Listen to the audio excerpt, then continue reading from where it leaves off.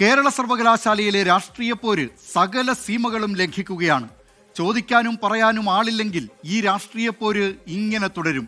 ഒരു വശത്ത് VC-യും മറുവശത്ത് സിൻഡിക്കേറ്റും തമ്മിലാണ് വടംവലി. ഗവർണർ സർക്കാർ പോരിന്റെ ബലിയാടാവുമോ സർവകലാശാലയും വിദ്യാർത്ഥികളും എന്നതാണ് ഇനി അറിയേണ്ടത്. VC ആയാലും കൊള്ളാം, സിൻഡിക്കേറ്റ് ആയാലും കൊള്ളാം. കസേരയിൽ അമർന്നിരിക്കാനുള്ള നിങ്ങളുടെ മോഹത്തിൽ വിദ്യാർത്ഥികളുടെ അക്കാദമിക് ഭാവി ബലി കഴിക്കരുതെന്നേ പറയാനുള്ളൂ. 1937 അന്ന് തിരുവിതാംകൂർ സർവകലാശാലയായിരുന്ന ഇന്നത്തെ കേരള സർവകലാശാലയുടെ പിറവി. ദിവാൻ CP രാമസ്വാമി അയ്യർ ആദ്യ വൈസ് ചാൻസലറാകാൻ ക്ഷണിച്ചത് സാക്ഷാൽ ആൽബർട്ട് ഐൻസ്റ്റീനെ. വിഖ്യാത ശാസ്ത്രജ്ഞനും ആപേക്ഷികതാ സിദ്ധാന്തത്തിന്റെ പിതാവുമായ ഐൻസ്റ്റീന് അന്നത്തെ 6000 രൂപയാണ് ശമ്പളമായി വാഗ്ദാനം ചെയ്തിരുന്നത്. പക്ഷേ അമേരിക്കയിലെ പ്രിൻസ്റ്റൺ സർവകലാശാലയാണ് ഐൻസ്റ്റീൻ തെരഞ്ഞെടുത്തത്. അത്തരം പ്രമുഖരെ ക്ഷണിച്ച സർവകലാശാലയാണ്. രാജ്യത്ത് തലയെടുപ്പോടെ നിൽക്കേണ്ട ഉന്നത സ്ഥാപനമാണ്.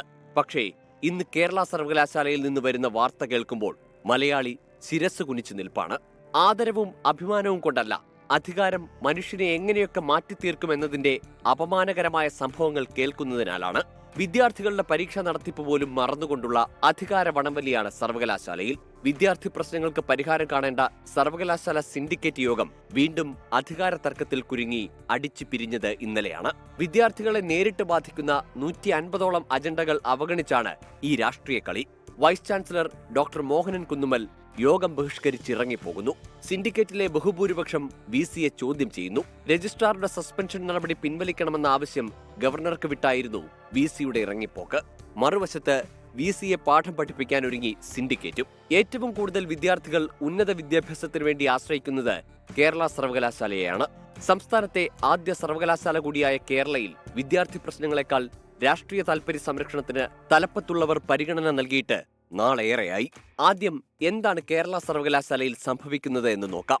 4 മാസം മുമ്പ് സെനറ്റ് ഹാളിൽ ഗവർണർ പങ്കെടുക്കേണ്ട പരിപാടിയിൽ കാവിക്കൊടിയേന്തിയ ഭാരതാംബ ചിത്രം ഉപയോഗിച്ചതിൽ തുടങ്ങിയതാണ് ഈ വിവാദം.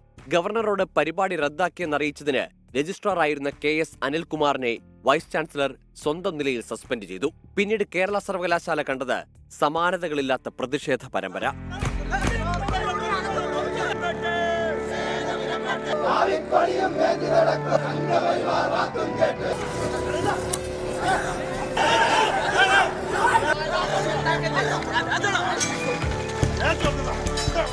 രജിസ്ട്രാറെ തിരിച്ചെടുക്കണമെന്ന് സിൻഡിക്കേറ്റ് ആവശ്യപ്പെടുമെന്നതിനാൽ വൈസ് ചാൻസലർ യോഗം വിളിക്കാതെ നീട്ടിക്കൊണ്ടുപോയി. രജിസ്ട്രാറുടെ നിയമനാധികാരം സിൻഡിക്കേറ്റിനെന്നാണ് ചട്ടം. ഒടുവിൽ ഹൈക്കോടതി വിധിയെ തുടർന്നാണ് കഴിഞ്ഞ ദിവസം യോഗം ചേർന്നത്. പ്രതീക്ഷിച്ചതുപോലെ അനിൽകുമാറിനെ തിരിച്ചെടുക്കണമെന്ന് ഇടത് സിൻഡിക്കേറ്റ് അംഗങ്ങൾ വാദിച്ചു. രജിസ്ട്രാർക്കെതിരെ നടപടിയെടുക്കാൻ വൈസ് ചാൻസലർക്ക് അധികാരമില്ല എന്ന നിലപാടിൽ ഇടത് സിൻഡിക്കേറ്റ് അംഗങ്ങൾ ഉറച്ചു നിൽക്കുകയാണ്.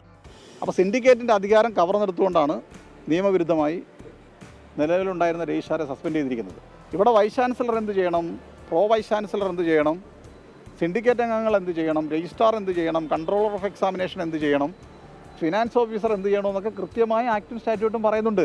എന്നാൽ സസ്പെൻഷൻ കാലയളവിൽ അനധികൃതമായി KS അനിൽകുമാർ 500ഓളം ഫയലുകൾ ഒപ്പിട്ടെന്നും ഇത് ക്രിമിനൽ കുറ്റമാണെന്നുമാണ് വൈസ് ചാൻസലറുടെയും 2 BJP അംഗങ്ങളുടെയും നിലപാട്. ഗവർണർ പങ്കെടുക്കുന്ന പരിപാടി ചട്ടവിരുദ്ധമായിട്ട് അതിനുള്ള പെർമിഷൻ റദ്ദ് ചെയ്തതിന്റെ പേരിലാണ് ബഹുമാനപ്പെട്ട വൈസ് ചാൻസലർ അദ്ദേഹത്തിന്റെ പ്രത്യേക അധികാരം ഉപയോഗിച്ചുകൊണ്ട് അന്വേഷണ വിധേയമായിട്ട് സസ്പെൻഡ് ചെയ്തിട്ടുള്ളത്.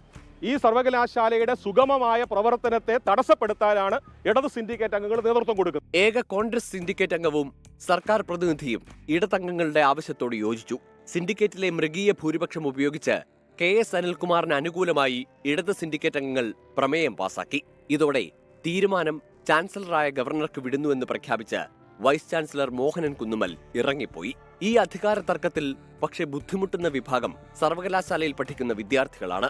4 വർഷ ഡിഗ്രി കോഴ്സ് പഠിക്കുന്ന വിദ്യാർത്ഥികളുടെ കോഴ്സ് രജിസ്ട്രേഷൻ, 3ാം സെമസ്റ്റർ വിദ്യാർത്ഥികളുടെ പരീക്ഷാ ഷെഡ്യൂൾ, 100-ലധികം വിദ്യാർത്ഥികളുടെ PhD, ഓപ്പൺ ഡിഫൻസ്, ഗവേഷണ മേഖലയിലെ അപേക്ഷകൾ, ഇന്റർ യൂണിവേഴ്സിറ്റി കലോത്സവ ഫണ്ട് എന്നിങ്ങനെ വിദ്യാർത്ഥികളെ നേരിട്ട് ബാധിക്കുന്ന 150-ലധികം വിഷയങ്ങളിൽ തീരുമാനമെടുക്കാതെയാണ് വൈസ് ചാൻസലർ ഇറങ്ങിപ്പോയത്.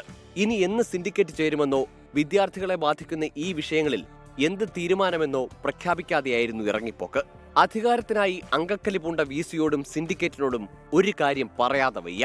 പദവിയും പത്രാസുമായി കാറിൽ കയറി പായുമ്പോൾ ആ സർവകലാശാലയുടെ മുന്നിലൊന്നിറങ്ങണം. അവിടെ മലയാള കവിതയുടെ നക്ഷത്രശോഭയുമായി കുമാരനാശാൻ തലയുയർത്തി നിൽക്കുന്നത് കാണാം. ആശാന്റെ പ്രതിമയ്ക്കു താഴെ രേഖപ്പെടുത്തിയിട്ടുള്ള വാചകം നിങ്ങൾക്ക് കൂടി ബാധകമാണ്.